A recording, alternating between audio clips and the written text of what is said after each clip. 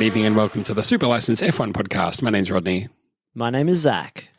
Just a couple of brave boys here doing a little F1 podcast about the Saudi Arabian Grand Prix. First of all, Zach, how's your week been? Well, it was going okay until I just noticed then that I didn't say, and my name is. I just said, my name is, like I'm a podcast robot. My name is Zach. Also, took a risk, because I can't always hear the intro music. It was like, I'll just sip from this water. It's like Rod could come in at any moment and do the intro. So maybe don't do that. But it all worked out. Got my sip in. Came in hard on the intro. Here we are. My week's been good. It's early days. We're coming into it's firmly Christmas, and that means all sport has decided to be as condensed a calendar as possible. Not because we're already all busy, but sport asks us to be less busy and that we should spend all our time watching it. But I'm busy finding, anything mulled. Just mull anything. Do you like a mulled drink, Rodney? I like being at a party where there is mulled wine. I don't necessarily like making it any other time or even making it at all. I like it when someone else makes it and I get to just have a little beer while my beers are cooling down, Would you be a mulled ciderman? Do you like cider? I don't think I've seen you drink a lot of cider.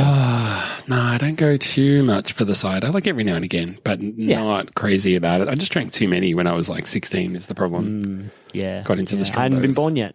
So you hadn't been born yet. Thanks, mate. Yep. Didn't know anything about that. What about what did I do to you? What did I do to you? What about a hot cocktail? You've been somewhere where you can get a brambly brandy that's got apple and honey and it's been warmed up? We don't have a lot of that. We did used to live in I used to live in bloody hell, what was the name of that suburb? Hawthorne? Northcote. And there was a bar that we used to go to, and I went in, we got to know the people running it, and we went there one day and I was a little bit under the weather. They were like, just the thing for you, Rod, and they brought me out a special hot toddy. I was like, I didn't even know I wanted this, but this is absolutely perfect. Other than that, maybe hot sake, but that's about it for the hot alcoholic adult drinks. I can get around a Choco Mit rum at a cool Austria-Hungarian Christmas market. Give me a hot chocolate with some rum in there. Only in those conditions, though. Yeah, can't have it at home. That's illegal. Not allowed. Bailey's in a hot chocolate. That's always good. I remember making some hot cocoa for my partner and my younger sister, and them going like, "This is the most delicious hot chocolate I've ever had. What have you like? This is amazing." And I was like, let's put some salted caramel Baileys in there. That's why. Yes, that's why it's so yummy. Very good. Very good. This is like a liquid Snickers bar that I'm drinking right here. Yeah, it was great. Yeah. It was really nice. Well, look, my friend, we're about 3 or 4 minutes into the podcast. Haven't talked at all about F1 yet. And we should probably say off the bat that this week the race was the Saudi Arabian Grand Prix on the streets of Jeddah. Don't let the fact that there's no streets fool you. This is a street race, and we are faced with a bit of a dilemma because I don't know about you. I boycotted the shit out of the race. Did you boycott the race? I boycotted the shit out of the race too. Holy moly. Well, it was hard to do that because every time I went on the internet, seemingly even 2 hours after the start of the race to check other things, I was like, this race is still on. When am I going to be able to turn my TVs back on? Well, I didn't have that problem, but I did deliberately try to avoid the race. I mean, look, it's a small thing, but it's an important thing. And it's not the only thing that we should do in terms of raising awareness about all the horrible things happening in Saudi Arabia or that they're doing. But, if you're going to boycott it, you've got to boycott it, right? There's no point boycotting it then watching a replay or even watching highlights. I was like, no, Rod, don't do that. Don't read about it. Ooh. Just do a proper boycott, mate. So, I've avoided as much as I can. When we get into talking about the race, I might be able to, piece some things together. Highlight what I saw or didn't see or haven't heard or don't know or do know. Most of allegedly. It's what I don't know. This is littered with allegedly. But this is also to say maybe if this is your first time listening to Super License, you might want to subscribe, but come back next week because this might not be like, this is going to be a very different show. This is going to be us. Essentially, this is going to be us recapping a nonsense, non-existent race that we haven't seen because we boycotted it, which was the right thing to do. And you're just getting in now because the next episode we do will be after the season finale race, which is probably going to be... Yes. I can guarantee fireworks because there always is fireworks, but might even be the what would you say? Not philosophical fireworks, but not literal fireworks, but the other one, the opposite of literal. Metaphorical? Metaphorical is the word I was Figurative? looking for. Yes. Metaphorical fireworks. I just thought maybe we should give it a quick, why are you guys boycotting this race? Just Formula One goes. Lots of funny places that have We do. Well, they do. Arguably difficult human rights, environmental, social, economical, political records. There's lots of countries that European and otherwise, that have those kinds of issues. But a key concern with Saudi Arabia is treatment of maybe a free press and journalism, treatment of treatment is doing a lot of work. Treatment is doing a lot of work in that sense. I mean, that is a heavy lifting word. Treatment. It is. Yeah, you're right. It is. Mistreatment is maybe a better word. Yeah, abuse, and murder. Abuse, dismemberment of people that we don't like. These are all words that you could have substituted right in there. Yeah, and there is, if you're familiar with George Orwell's 1984, there's a lot of doublethink that occurs in Formula One, which is the idea of races won. We're all about diversity in Formula One, but let's go race specifically in countries that are not okay and specifically illegal to be gay, bi, LGBTQ plus supporting, anything like that, which is why words from Lewis Hamilton this week, both at the Qatar race and Saudi Arabia race, were very welcome. He's doing a lot of heavy lifting there as well. There's a lot of hypocritical work happening in Formula One, and it's difficult to take Formula One at face value. And just as Lewis Hamilton says, people should go and have a look at what these countries are doing. And so we encourage you to do the same. Yes, absolutely. It's not hard. You can Google UN, Saudi Arabia. You can Google human rights abuses, Saudi Arabia. You can do all of that. And this isn't to tar everyone who lives in Saudi Arabia with the same brush, but boy, your government sucks and they are horrible. They're just inhumane people and there needs to be change. So until Formula One, as long as Formula One goes there, I will always boycott this race because I think it's a bridge too far. For sure, like you said, there's other places that we go where that's very troubling, incredibly troubling. But I think Saudi Arabia is it's kind of the straw that broke the camel's back in lots of ways. It's just... I just can't even stomach it. So, our job though, as Formula One podcasters who review races, is to review races. Lots of other podcasts do this, and I'm sure that at least some of them are not maybe engaged in that way, which is fine. Some of them, I'm sure, decided, look, it's just too hard to avoid the race. I have to watch it so I can do a podcast. You know what I say to them? There's only one word to describe them.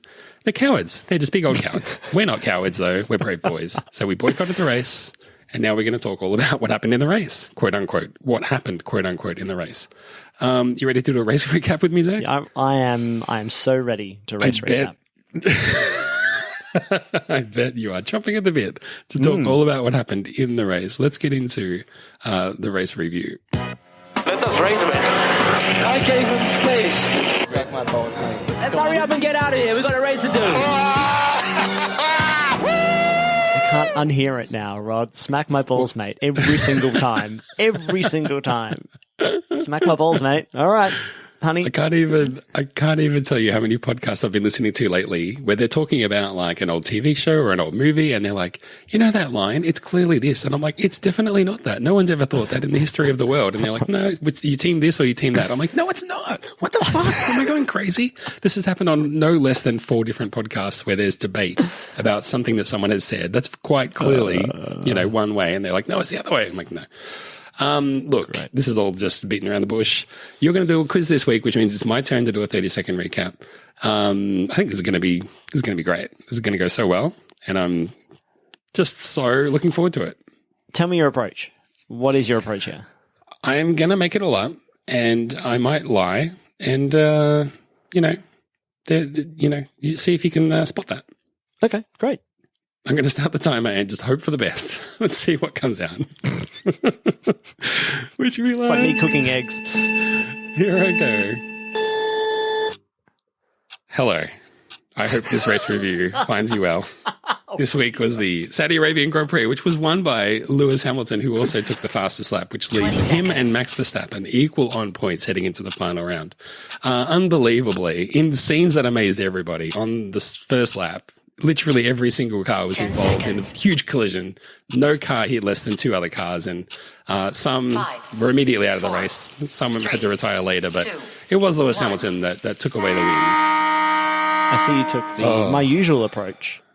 And I've seen the races I usually do this recap for, which is gets get stuck on that one. Just 30 seconds. Well, there was just so start. much on that one. It's true. It is true. Just so much. So what do you know about the race, Zach? Let's just start there with what we actually have learned. Okay. So what I learned from your 30-second recap is Lewis Hamilton won and got fastest lap. And those are facts. Fighting it out with Max Verstappen, I think his name is. Heard of him. And that we are tied heading into the final race of the 2021 Formula One Grand Prix, brought to you by Heineken. When you drink, don't drive. Who would have written that script? Yeah. Max Verstappen won driver of the day, unbelievably, which I mean, again, just we're sending each other out for what we know. I know that there were lots of incidents and argy-bargy in this race, but it seems that at least the voting audience decided that there was no harm, no foul on the part of Lewis Hamilton. Don't know if Toto Wolff would agree with that. Don't think Lewis agrees with that, but the fans have voted that he was the best driver on the day. So I guess make of that what you will. There was you go on. No, not at all. Not at all. I'm backing right out of this. This is yours, my friends. I take it for about 20 minutes or so. I found out that a lot of people I follow for other reasons watched this Formula One race. Now, I don't know whether it's because it was getting very close. Cowards, all of them. The marketing is cowards, all of them. So... And so watch the race live, not heard about it and watch the replay? Yeah, no, live. And everyone's like, Formula One is amazing. Oh my God, after this race, you couldn't ride it. Look at this amazing sport. Everyone should be watching Drive to Survive. And I was like, hey guys, wait a second. This is my niche. Came out a long time I follow you for all these other reasons. Don't come to me. It must be like what people follow me. Like, they listen to the show and then they find me on Twitter. And it's just me, sometimes marketing, a lot of Arsenal tweets. Always Arsenal. And then, but only in small little bits. Like, it'll only be for 90 minutes every few days. And then the rest of it is just general musings, retweets of, I don't know, bullshit, right? But all the other people I follow, and they're all like, oh my God, who knew? Formula One's amazing. You should all just go and gobble up three seasons of Drive to Survive. I was like, first of all, you don't need to watch 3 seasons of Drive to Survive. Watch the most recent one, and even that is outdated. So, but fine. What you do you. And the second thing, people were incensed by the way, especially it seems like people who are relatively new to watching Formula One are like, wow, Max Verstappen did a whole bunch of shit that seems real shady. And that's what I got out of it. That we got this lovely dichotomy of everyone thought that Max Verstappen was doing some real dodgy shit, but he's driver of the day though. So I don't know. I mean, who can tell? I mean, the thing is, it could be the classic old overreaction. Like everyone's going to hate on Lewis Verstappen. Everyone's going to hate on Max Verstappen. We'll do the opposite. We'll vote for him for drivers of the day. So there you go. That shows that he's a good guy. It could be that classic, like, Obama to Trump kind of reaction. You know what I'm saying? Well, there's nothing in the description driver of the day that suggests you have to be. It's not best driver of the day. It's not best driver. It's just He's driver. A driver. It's just driver of the day. He did some driving. Yeah, that's true. I mean, look, I can't fault your logic there. He definitely.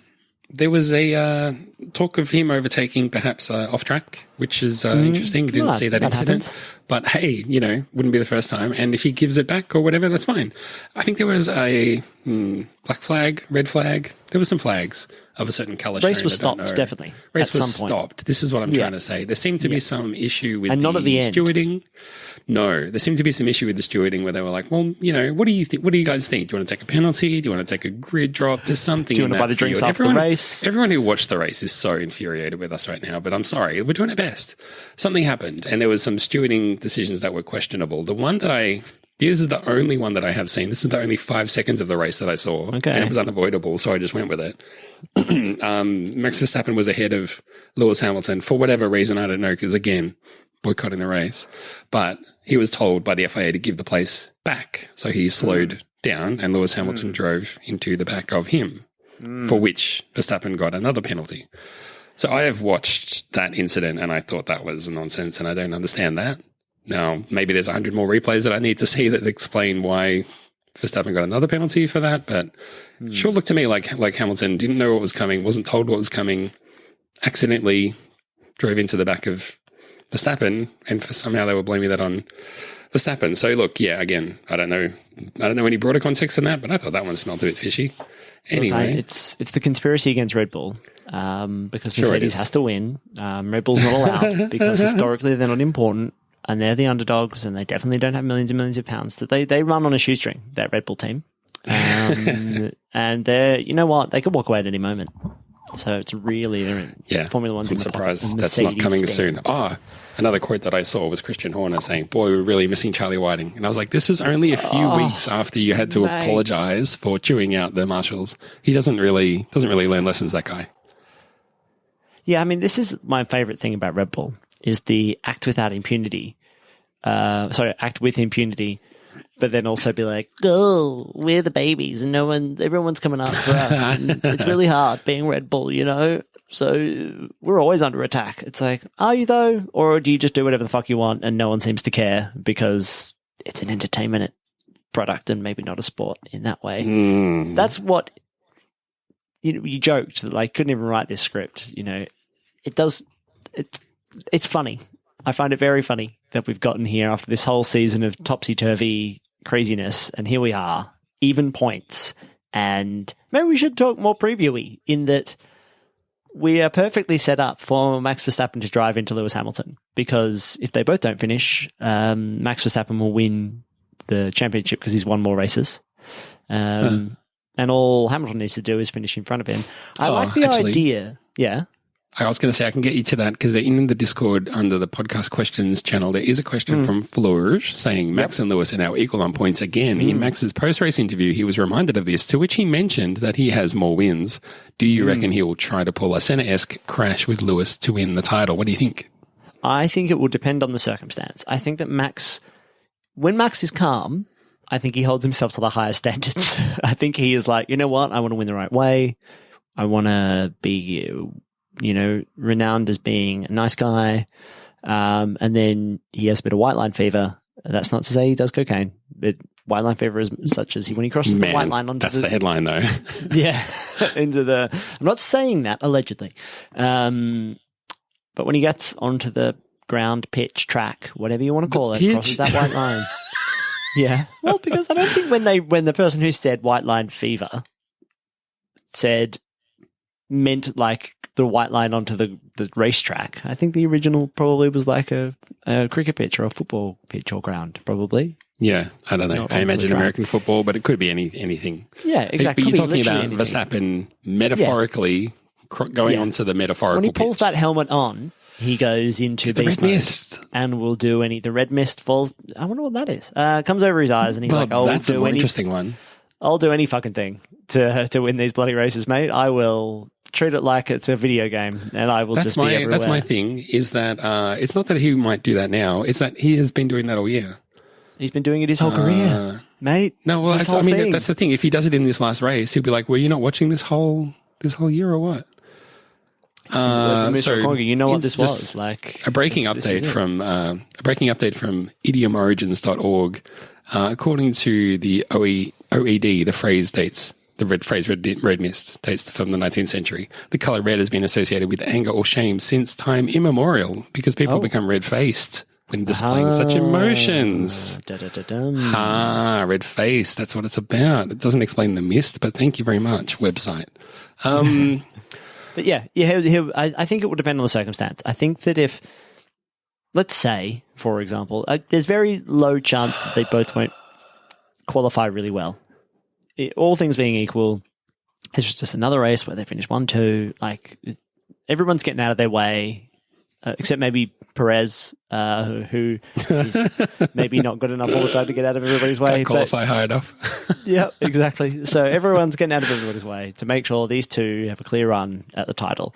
But if it turns out that things aren't going that cleanly, and if they're a little bit further, like if Max doesn't feel like he can genuinely compete, I wouldn't be surprised if it won't be like I purposely drove into him. It will just be a bullshit move. It will be like from 4 corners back, he's going to be like, I couldn't even, I was just trying to get past. You guys don't want real racing anymore. I thought this was Formula One. No. Exactly. I won the championship, by the way. Great. So it'll, here's my question to you. I completely agree. Here's my question to you though. Let's just say they're both qualifying in the front row. One's going to be chasing the other one for the win. Whoever gets more points is going to win. That's going to be the basic equation. Anybody can understand this. Would you rather have Hamilton on pole with Verstappen chasing, or Verstappen on pole with Lewis chasing?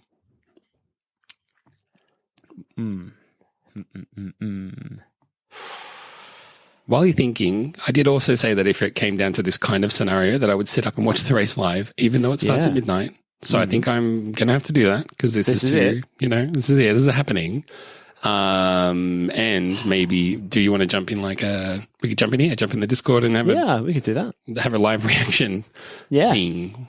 Yeah. I mean, I'd have to be very quiet, but again, I could do it. Yeah, my God, Zach, it happened. Say great to each other. God, I can't believe it. I think that I would prefer Lewis Hamilton in front of Max Verstappen because I want Max to be really squeaky bum time, really feel under the pressure.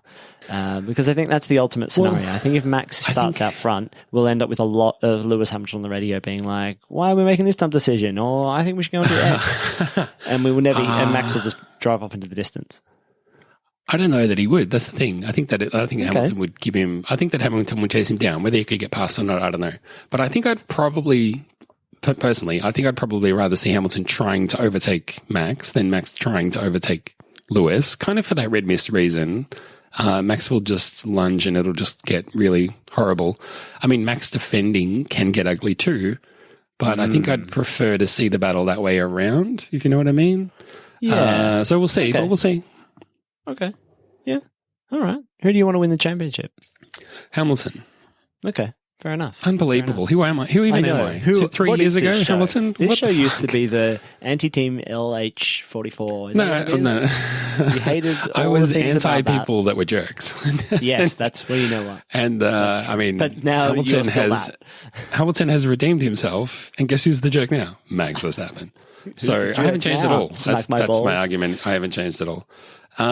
Speaking about jokes, let me be a bit of a jerk and go to the race classification. So there's lots. I mean, this is all I'm doing is looking at the Wikipedia. I refuse to read like a race recap or anything, but this is just pure data. This is numbers, right? There's a whole bunch of drivers. Sebastian Vettel. That's usually how it goes. Perez, Mazepin, Russell, all retired as a result of a collision. Vettel, it says collision damage, which I assume means he was involved in a collision, but he could carry on, but the damage was a delayed effect and he had to retire later.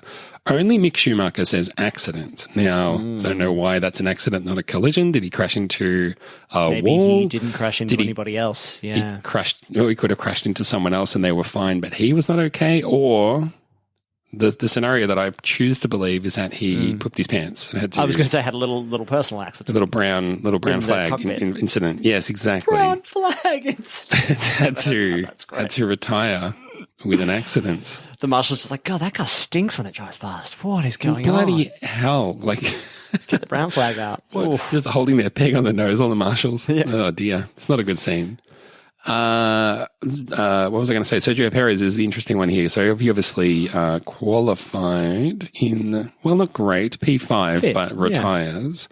Doesn't even, no points for him. This is, I think, this has been a good result for Mercedes, who, although I think Hamilton and Verstappen are level on points, I believe that Mercedes are clear of Red Bull in the constructors.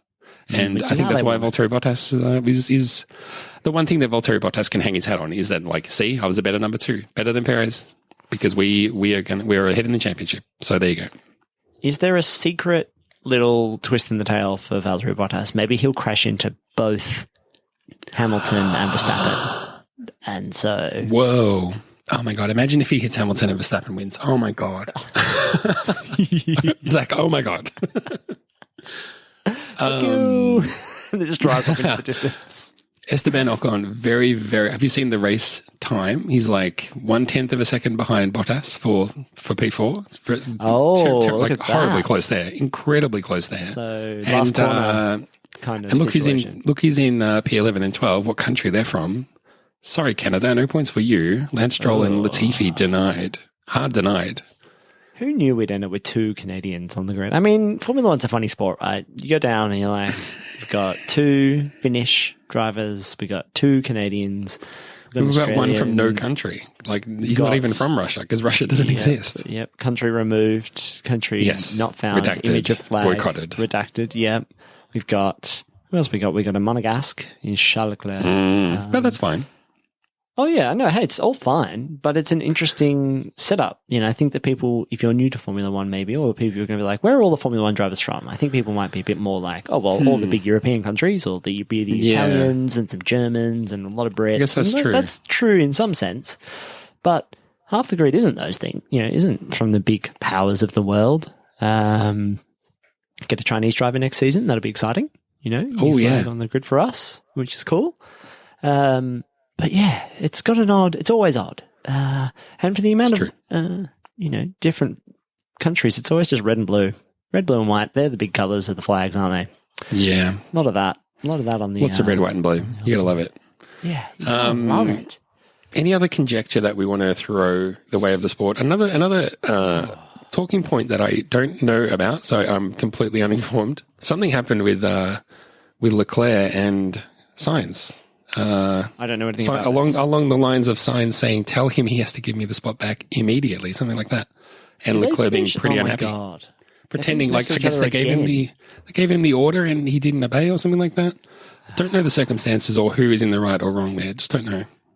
It sounds like a maybe Sainz let Leclerc like an Arcade Fire lyric. Gave you the order, and you didn't obey. But maybe, I mean, just looking at how close Gasly, Leclerc, and Sainz were, I imagine maybe like Leclerc was like, I'm faster, so tell Sainz to let me go and I'll get Gasly. And they were like, okay, with an agreement that he would give it back if he couldn't overtake. And then he didn't, so he was annoyed. Could be trouble in paradise. Do you think that they are just perfectly evenly matched, or is there just a little gap in Formula One right now for Ferrari to consistently slot into? Like those two are always, this is like the fourth race in a row we've commented on this.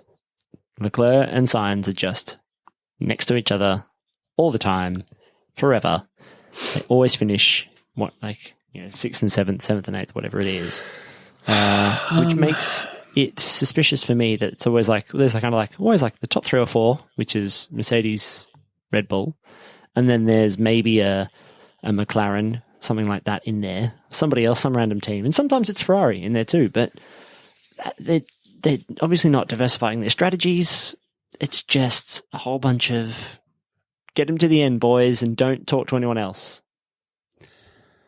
I get the feeling we saw a lot of this with Carlos Sainz at various teams that he's been in, just following his teammate around. They're always really close on the track. I feel like with Leclerc, this hasn't really happened. Like, it's not typical of his career that he finishes line astern with his teammates. So I feel like this is all in the Sainz camp, and I'm sure it's a deliberate ploy from Sainz to like get in the head of his teammate, just follow him around, dress like him, go to the same like lunch places. Yeah, exactly. That's right. Just goes to fill up for petrol, and he pulls up at the power zone on the other side. He's like, "G'day." I'm like, "Oh, this is starting to get creepy." Color. It's like, why did you get the exact same shade Ferrari as me? Why did you get the S version? Like, I didn't even I saw you moved house in Monaco, and now you're just next door. Interesting, crazy. We go on holidays on the same beach. It's just next door. What size is that T-shirt? Small. Mine's medium. I'm just more ripped than you are here, I guess. It's just how it goes. Whoa.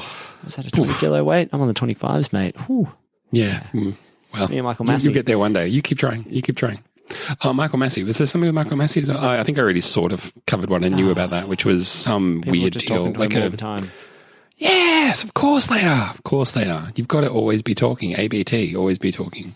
Do we want to, is there anything else? Is there any other juice left or anything that we can look at this race and go, well, this is weird? I tell you, but coming up to the race, there was a lot of social media from journalists there that were like, wow, I mean, say what you want about Saudi Arabia, but gee, they've pulled off a big track, haven't they? Yeah, I know. Look at this. Look at the amount of stuff you can do with some of the, basically the richest country in the world with all the resources possible. You can build a racetrack in a few days. It's like, yeah. Fucking guys. What did you think this was? Like, exactly. Let me try and find the tweet. It was from the Formula One, the official Formula One account that they tweeted today. And it was something like, well done to everybody in the stands for making this such a great track. And I was like, oh boy, that's like, how can we like say something nice without having to say something nice?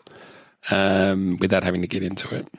The thing I was going to bring up, someone tweeted, this is another thing that's like, yeah, just can't avoid it. You either don't look at Twitter at all or you see this stuff.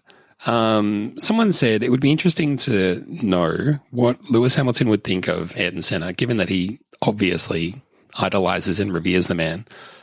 His style of driving, and if Hamilton had to drive against Senna these days and Senna pulled the kind of things that Senna has pulled, whether he would still hold him in that regard or not. And it seems like that's a valid point, I think. That is a very valid point. Not saying that Verstappen's on the level of Senna, but some of his tactics are certainly on that level. It's difficult, isn't it? Because I think Hamilton takes I'm not going to speak for Lewis Hamilton, but I'm going to guess from some of the things he has said that he might take the holistic view of Ayrton Senna. Like, loved everything about him as a guy. Like racing for like watch the Senna documentary. You know what I mean by that. He's the whole package. He was trying to lift up his community. He was maybe racing for the right reasons, but he had he was both incredibly skillful but absolute drive to succeed, and that made him a bit difficult sometimes. And even in the Schumacher documentary, when Schumacher's like, oh, Ayrton Senna came over and was like, don't you know how to drive? You should do this instead of doing this, you fucking idiot. Schumacher's like, no, I'm going to be the greatest ever. So please fuck off. It's sort of like, how dare you? So yeah, I don't know. I think Senna knew exactly how good he was and thought that he was better than everybody else. And there's parts of Lewis Hamilton that is like that too. Where to go to further on is Max Verstappen more like Senna, or maybe some of those things too?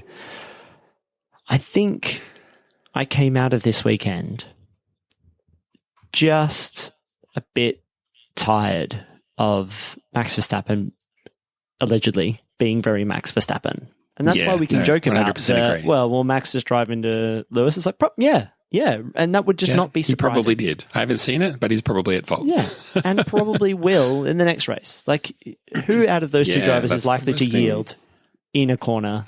Who's in the position not to yield? If I was Lewis Hamilton, I'd just be like, God, I need to take pole and just drive into the distance. I want to not see Max Verstappen on Sunday in Abu Dhabi. I just don't even want to think about it because we've got punctures, end plates. It's going to be flying. They will trade paint this coming up on this race, and we'll all love it because it's a spectacle and great.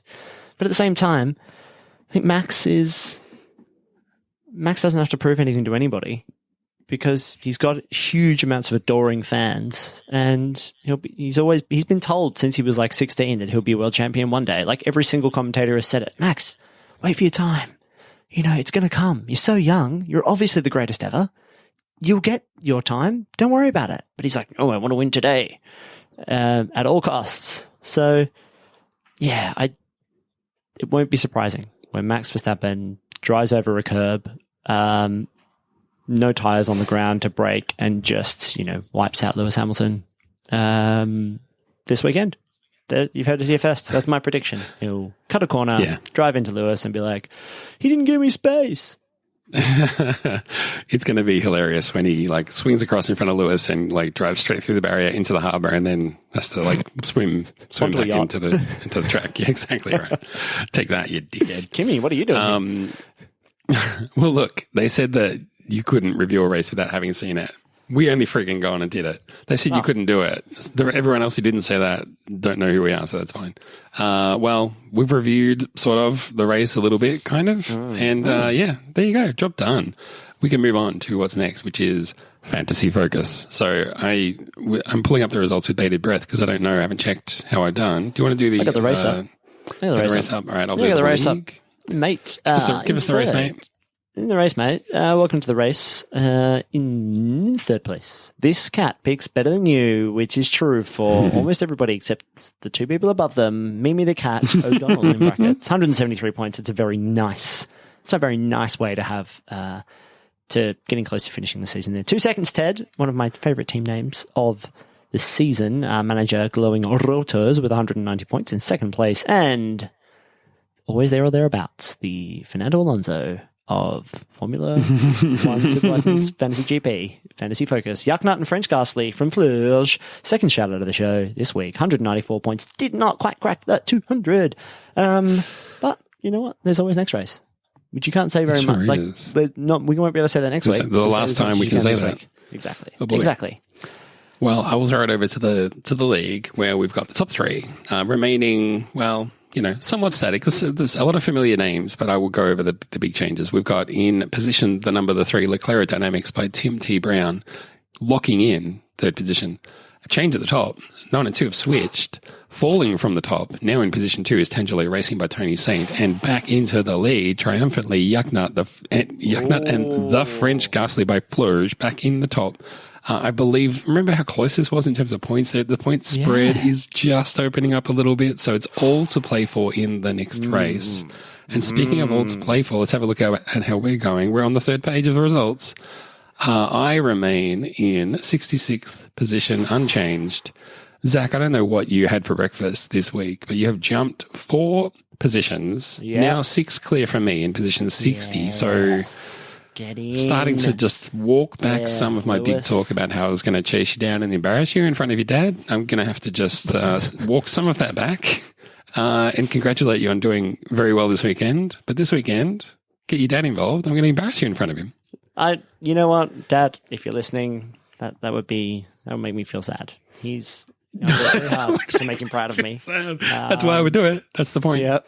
And that could all be shattered in an instant by you, my closest collaborator and friend. Don't Bottas me. I need you in my corner. I need you taking everybody else out. I knew what my predictions were, and I felt extremely confident about them.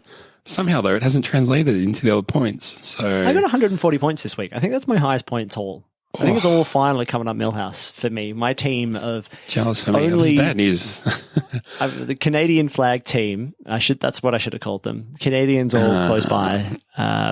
It's finally happening for them. The old luck of the Canucks is what they say. Well, yeah, I don't know. There's 90 points between me and you. I don't know how I'm going to do it, but I need a miracle. If anyone has any ways to cheat at Formula One, please let me know. Shall we get into the super quiz for this week? Yes. We will accept a couple of questions. Should one only win one? Would one want to have won that one in round 1? Can you repeat the question? Pulling a bit of a Zach and having a little sip of the old water during the music there, just trying to swallow before the music finishes, and then just go and undo it all by talking about it now. Zach, it's your turn to do a quiz. You got a quiz for me, mate? Yeah, I got the Formula One quiz. There's a lot of money floating around Formula One, Rod. That's why it's the Formula. Like Moolah. I get it. It's like you just said Formula One weird. Yeah. This is usually a pun of some kind, but no. Formula. I do it Formula. So, yeah, we're going to have a little look at who's spending what. And this is somewhat, because we were in Saudi Arabia, we're going to have a little look at some of the real big sponsors of Formula One, Rod. So, first, which oil company is a couple of years into its 10-year sponsorship deal with Formula One, which is worth 400 million euros? Can you tell me the name of that company? Shell? No. No? Do you want one more crack at it? It's probably real obvious. A lot of boards. Starts with A. Oh, a lot of boards. It's all around the tracks. Oil company. Of course I know all the best oil companies. It's Saudi something. Saudi Arabia? Yeah, I mean, that's it's state. Is it Arabian oil? No, it is Saudi Aramco. You see Aramco around. It's kind of the bluey green logo that's everywhere. Yeah, I blocked them out. I've got euros. mental ad blocker. Yeah. Good on them, though. $400 million. It must be nice. Well, yeah, so it's a 10-year deal. It's 40 million euros every year to Formula One. It doesn't explicitly in that deal mean that you would go and race in Saudi Arabia, but it helps, I would say. It helps. Rod, since 1965, where do you think Aramco sits or ranks on the list of world's biggest carbon emitters? Are they 5th, 3rd, or number 1? Oh, I've got a good feeling about this one. I'm going to go number 1. They are number 1 since 1965. Yes, the world's best. Biggest carbon emitters. They don't fuck around in Formula One. If you're going to do it, you got to go hard.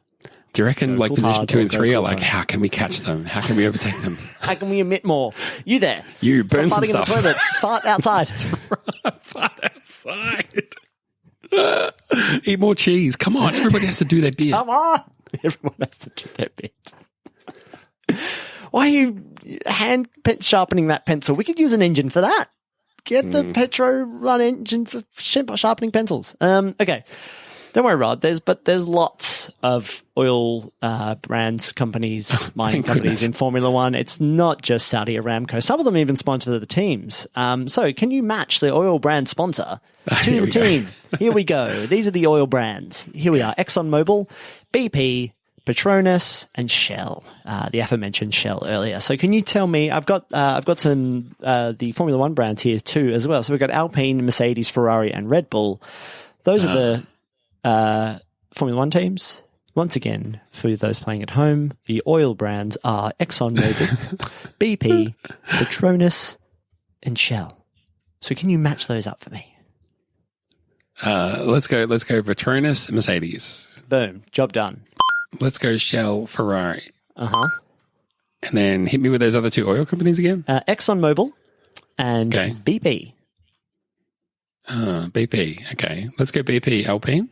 Yes, BP. Whilst you won't see BP on the car, you will see Castrol, which is it's their parent, evil overlord. Exactly. British Petroleum owner of and the other one must be Red Bull. Wow, I didn't even. Yeah, ExxonMobil least confident about that Mobil, which again an oil you might put in your car. Big oil company there. So ExxonMobil. All right, everybody check out ExxonMobil. This podcast is not sponsored by any of the oil producing brands, but of course by Heineken. When you drink, don't drive. Why would you drink Heineken anyway? Unlike most F1 teams, Rod, Mercedes is lucky enough not just to have one petrol oil mining company, but two who sponsor them. Hashtag blessed. Hashtag blessed. Hashtag influencer. Hashtag oil swag. Yes. Can you tell me, and it's going to be hard because I haven't given you multiple choice here, but can you tell me, think through the Mercedes sponsors and think of another one that has a weird name. They always have funny names so that you don't know that they're in petrochemicals, mining, or oil. Can you think of the name of this brand? It's actually its third biggest sponsor. So you've got Mercedes, car manufacturers is the Mercedes' biggest sponsor, which sounds odd, but they are. Like almost all of their budget comes from Mercedes. And then you got Petronas, which is giving it most of the rest of its budget. And then you've got this third brand, who are a petrochemical, second biggest petrochemical and chemical company in the world, but also does a lot of, shale, oil and gas mining. So all good for the environment. Can you tell me their name? Monster Energy. It's Monster Energy. That's it. That's what Lewis is sipping out of his drink bottle all the time. It's straight up petroleum. They're actually Monster Energy gives me the edge I need to avoid Max Verstappen on track. Give me that energy, they says. Good enough for the car, good enough for me. They're on the rear wing, and it starts with I. And they actually make one of the things they do direct to market that you and I could walk into a supermarket and buy is hand sanitizer. Whoa. It doesn't help me though. Is it like Inertia or something? Yeah, like that's that? pretty much them. It's Ineos. Ineos, yeah, that's what I was trying to say. I threw a T in there and a few other extra letters and said the wrong word, but yeah, that's essentially I got it. That's them. Rod, we got mine's an Altios. Keep it lubricated. Get ready. Turn your Altios into an Ineos with BP lubricants. I didn't say at the start. We got 1, 2, 3, 4, 5, 6 questions. This is question number 4. Rod, ooh, Ferrari, slippery. You've heard of them. This is not an oil company based one. This is just another one that's not great for society. What can you do? They've got a very lucrative deal with Mission Winnow. It's a change initiative, right? Run by a tobacco company, Philip Morris. Quite famously owned Marlboro, which had a huge, basically why the team's colours were, every team that they sponsored were always red and white. And if you just have a sideways glance at the Mission Winnow logo, it's kind of shaped like the Marlboro logo and the Marlboro packaging, but it's green now. So no more of that. It used to be red and white, but they changed it because people accused them of being a cigarette sponsor, which they are. And this is actually where almost all of Ferrari's budget comes from, right? Their budget's like 200 million.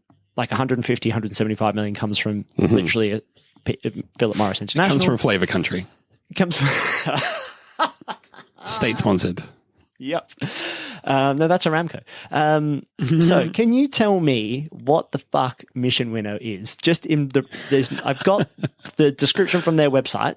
But if you can tell me, you can give me dot points, you give me a one-liner, just give me anything. And what do you know about Mission Winnow? What do they do? Here's the thing I know. This is their mission statement is we are not affiliated with tobacco in any legally binding way. Mission Winnow, get it up, yeah.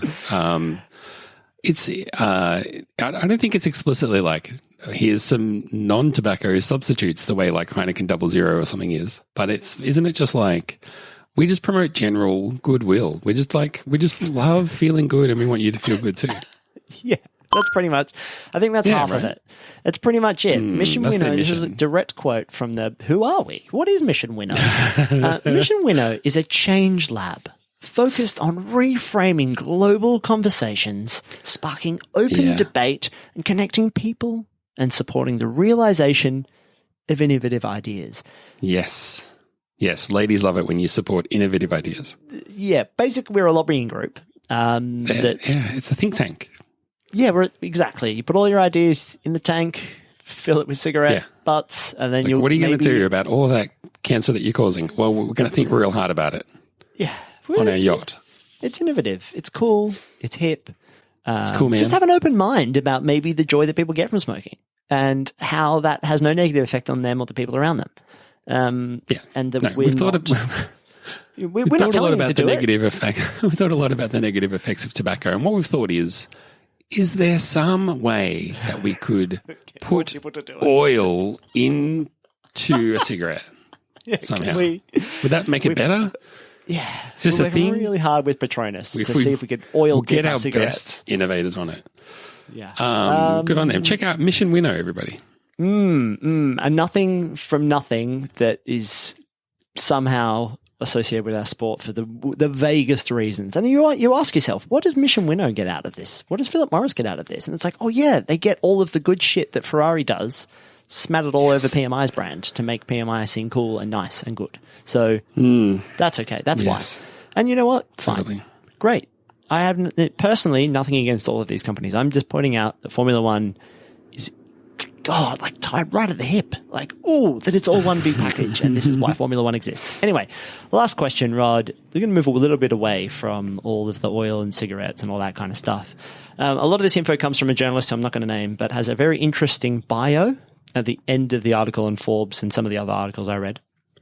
Their bio, I want you to finish off the bio for me. I've got 3 options, and I'm going to say the first part of the bio, and then I'll give you the options. You can tell me which one is the last part of their bio. Does that make sense? No. So give me the simple version of that. The simple version is you need to finish off this sentence, and I'm going to give you 3 options to finish it off with. This is the journalist's bio. I write about the business of Formula One auto racing and here we go, these are the options. A, theme park industry. B, hot dog industry. Or C, the skiing industry. So I write about the business of Formula One auto racing and the something industry. A, theme park industry. That's correct. That's it. Yes. The theme park. I write about I write about Formula One, and it's gone on at Luna Park, actually. That's my bit of journalism piece. Without telling me whether I am, without me saying who it is it who I'm thinking of? Yes, but not exactly. It's also someone who is part of their team. Okay. No, you lost me there. It is him. Tell me later. No, you're right, it is. Oh, no, not exactly, but close. Don't worry about it. Don't worry about it. No. And it's not the only source I used. But this place also has a whole database of where you can pay €2,000 to get access to every year and look at, according to them and the people they speak to, who is sponsoring who. So all the secret contracts that have NDAs and you're not allowed to know about, they know all about them. Can't verify it, but they do know all about them. Don't worry. Well, anyway, really that's speaking of the theme park industry, what a roller coaster ride of a quiz. Now you know where some of the biggest teams' monies come from. And what is nice about some of the smaller teams is their money just comes from billionaires who are just like, that morality aside of being a billionaire, at least, Lawrence Stroll is like, well, I'm just going to put all my money into Aston Martin. And so we don't need any other sponsors because I'm going to give you all the money. Exactly. All of a sudden, being sponsored by an alcohol company doesn't seem all that bad. No, that's comparatively. right. Or gambling, or even fruit juice, which is what some of the other sponsors do. Or Give me a jeans. fruit juice sponsor. Can you think of any? Yeah, Roche. They're the Rausch. Roche? They're the Red Bull one. We actually had them on a quiz a few years ago. Oh, yeah. They're a German fruit juice manufacturer. Never had it myself, but yeah, that I does don't ring think a that's bell. the name of the juice. I think it's a little bit like you don't use oh my God, Procter and Gamble brand toothpaste, but they own all the toothpaste. Well, I won't. I refuse. But Never they again. own all the other ones that you use. But it's fine. So don't worry about it. Gotcha. If you're wondering why we race in some of these countries, it might have something to do with the fact that they pay a lot of money to Formula One to make sure that happens, which is just what it is. That's the sport. And that's, do with that what you will. Yeah, well, I don't know if we want to continue down that avenue for our final thoughts or refresh the palate a little bit with something else, but I will leave it up to you because I don't want to. Hit me with your final thought. Well, I don't have one. Mine's That's- I my need final to- thoughts, nothing about all of that. So Oh, okay. Well, then if you've got one prepared, then I would love to hear it and give me some time to come up with one. my final thought is that this is actually really exciting, right? We've always asked for this. We've always asked for close racing between the top two people, and we've got it. Like, there is no denying that the two best drivers right now in two of the best cars have been trading not saliva, but paint and rubber and positions, which is great. And we're going into fuck me. I don't think this has happened in my life whilst I've been watching Formula One. We go into the last race with the leaders equal, tied, the same amount of points. And it's all to play. It is literally all to play for. All they need to do is beat each other to be the winner. That's it. It's amazing. I love that. I'm for a season that had its ups and downs, and some races were, Jesus Christ, they were boring. But this is going to be great. This is going to be really, we had really, great really races good. as well. We have had honestly, some great races. Honestly, I think this has been a great year for Formula One and racing, and interesting races. Who's paying you to say that? Kept you God. guessing. Look, all I'm saying is if you want some of these new oil slick cigarettes, then I'll give you some later. Slickies, they call them. Non-filtered slickies. Not Don't even worry about it. It's fine. And it's fine. So, I truly think this year's been really good. And I think we're set for hopefully, a clean, fair, good fight between two drivers and two teams, obviously performing at the best with nothing splitting them. So it's really, I would love to see it go right down to the last lap in some way. Although I'd also like to maybe get some sleep that night, but we'll see how we go. Anything else about that topic that you want to round that out with? No, mate. No. Cool. Just, I'm amped. I'm going to get some. Okay. Excellent. Food, Love that for you. drinks. It's gonna Love be that good. for me. Oh, food and drinks. Yes, I forget that you get food and drinks when you get to watch Formula One. I'm sick know. of going to sleep. I want to stay up and eat stuff. I might save gonna be some great. of my beer advent calendar beers for that Oh, day. you got one of those. Oh, very good. Treat to my little. I got that sentence around the wrong way. It was meant to be a little treat for me, but I said a treat for little me. So, you know what? The little boy inside me Well, really wanted an advent calendar, but the big boy on the outside of me was like, let's get a grown-up one full of beer for grown-ups, for Formula Men. So I that's need what I got. two normal-sized ones. I'll have a whole one. Mini me can have half of another one, and then I'll just have the other half. So it's 1.5 for me, basically. The mini me gets the chocolate at the start of the day. There's no one doing a combined calendar got to. of chocolates and beers, which would be a really cool idea. But no, I have the Hotel Someone should do Chocolat that. chocolate calendar to start the day, and then I finish the day with the beer. Excellent. Well, my final thought, I did see, there's actually one thing that I saw, which I lied before saying that was all I saw about the race. There was one other thing, which was the reaction of Toto Wolff when, I think this was when Hamilton hit, Verstappen, and he swears. There's an excellent slow motion shot of it where he stands up, takes his headphones off and throws them down against the desk. It just came to mind because Mercedes just tweeted, sorry at Bose. And then there's a gif of him throwing down the Bose headphones. But that made me think, we spruik without ever getting paid anything. We spruik F1 Authentics all the time. Yeah. But why are they selling here's your coffee table with a rim that Kimi Räikkönen used in practice 3 in Austria 4 years ago? It's like, no, dude, where is the Toto Wolff, distressed headphones? Where is Slightly the, foxed headphones. Where is the Lance Stroll crack the shits through his helmet against the the rear wing dinted whatever? Yeah, where's all that stuff? Like, we can give you a bit of the rear wing and the helmet. We can give you both, buy them separately, or and you get an together. NFT of the GIF of it happening. Actually, I'm 100% against NFTs. Don't do that. But I mean, you don't want to mint it's our first episode? You should probably do that, just in case we get really famous. You know how many times I've thought about getting it burnt onto vinyl? Like, I'm not even kidding. Like that, because it's about half an hour. You can do that. But there you go. That'd be really cool. $200 each on the upcoming Super License store. No, I want F1 Authentics items with stories behind them, like one-off things. Here's the special thing. Here's the glove that Lewis threw at the marshal that time. Here's the hat that Rosberg threw. Yeah, exactly. I want that fucking hat. I want the shards of the champagne bottle that Lando broke when trying to do his magic trick thing. Yeah, that's what I'm talking about. This is what I'm talking about. Hey, we said this off air, but I broke a glass today and was saying, why do I do stupid shit sometimes when I'm trying to show off to no one but myself?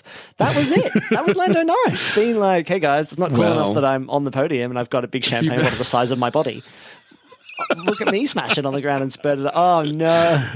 So many people watching. He didn't mean to smash it. It was too heavy and he couldn't lift it. It weighed more than him. And he was like, I can't handle this. Oh, it's going. I know.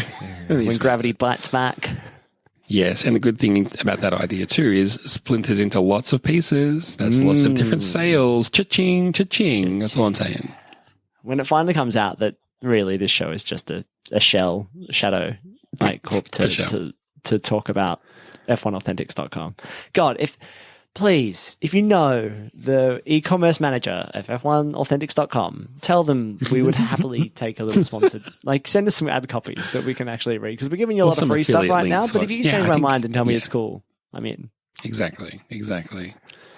I've never been happier than when I replaced my front door with the skid plate from Sebastian Vettel's unsuccessful tilt for a third consecutive win in the Spa Grand Prix. And now you don't have a doorbell. You just get people to like scratch a coin against it. It sparks off. You can see the sparks from anywhere in your house. You're like, oh, someone's there. If I smell smoke, I go and answer the door. Well, it's been a fun one and it's been a real silly one. If you want to find us, our website is superlicense.caymanislandinvestments.com and you can follow us on Twitter. You can join the Discord. I just tweeted out the link before this. So it's out there. It's floating around there. It's out there in the interwebs. Real website, superlicense.fm. FM stands for, Zach? Formula Men, or whatever you like, or Feelin' Moolah, and there's a big redesign coming there, so that'll be coming soon, I think. So if you enjoy looking at new things, you should. We'll let you know when you can do that. Follow us on Twitter, though. I'm not even kidding. I'm going to watch the race live this weekend, so you'll want to be around. I know that it was radio silence this week. I did think this week that I might change, let's change our logo to like a rainbow version or something. But then I was like, but I'm not going to watch it. I'm not going to be tweeting anything, so it won't get out there for people to see. You know what I mean? Yeah. I was like, I'm a branding genius. I'm going to change our username to boycott the Saudi GP. But then if I don't tweet anything, no one will see it. So, yeah. I was going to wear my, of all the racing helmets that I wear during races to get in the vibe because of Formula Man, of course, I was going to wear my rainbow one. But Sebastian Vettel came and stole it. And he was like, no, I'm going to wear this one. He thought it was junk. He was just collecting litter. Yeah, he thought it was. Well, my handmade helmets aren't very good. It's just a bicycle helmet that I've taped 2 plates onto the side, and I got one of those like accountant visors. I taped that on as well, and then I hand painted a rainbow on that. I don't have a lot of colored pens, so it's not great. It's not great. You don't see many accountants wear those visors anymore. It's like if you were going to dress as like a sexy accountant for Halloween, it would be in there. But you don't necessarily walk into the HR office and you're like, oh, there's the accountant, Mr. Visor over here.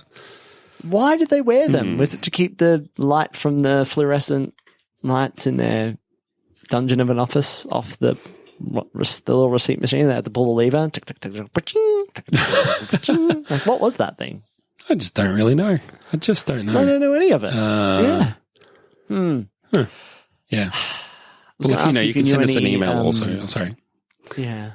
Any Formula One Christmas movies? Any Christmas movies that have Formula One racing in them? A Formula One Christmas movie? Well, let's people like to pull the long Christmas bow, right? Of like, well, Die Hard's a Christmas movie because it happens at Christmas. Or like Trading Places because there's a bit in it where they're kind of close to Christmas. They're not about. I think if a movie's not about Christmas, and Christmas Yeah, right. doesn't play a pivotal role in the film, I don't think it's a Christmas film. They go to Monaco in Iron Man 2, so you can get around that maybe as a Christmas movie. I mean, Robert Downey Jr.'s got a beard, so does Santa, so there you go. Done. Job done. As simple as that. Just as simple as that. I'm Googling F1 movies just to do a quick scan, see if there's anything. But it could be any movie that Weekend has of a Formula One in Champion? it. Well, that's a good question. Is it a Formula One film if it just features anything Formula One related? Does that make it a Formula One film? Yeah, I think so. Okay. Iron Man 2, Formula One film. Crash and burn. I don't think it's about burning chestnuts on an open fire, though. Nah, not really. I mean, they've got Drive to Survive. That's not even a movie. You're embarrassing yourself. Anyway, let's get away from that. Go home, IMDb. You're drunk. You're drunk. Next time you hear from us, it'll be post-race, post-season, and we'll be celebrating, commiserating, and dissecting the final race, which is going to be a bit of a crack-a-lacko, if you ask me. So you won't want to miss it. Tell your friends, tell them how to subscribe your grandma, and, just get the word out. And we're going to have a good old time next week talking about the final race of the season. Until then, my name has been Rodney. My name's been Zachary. Thank you so much for tolerating this episode. Bye-bye.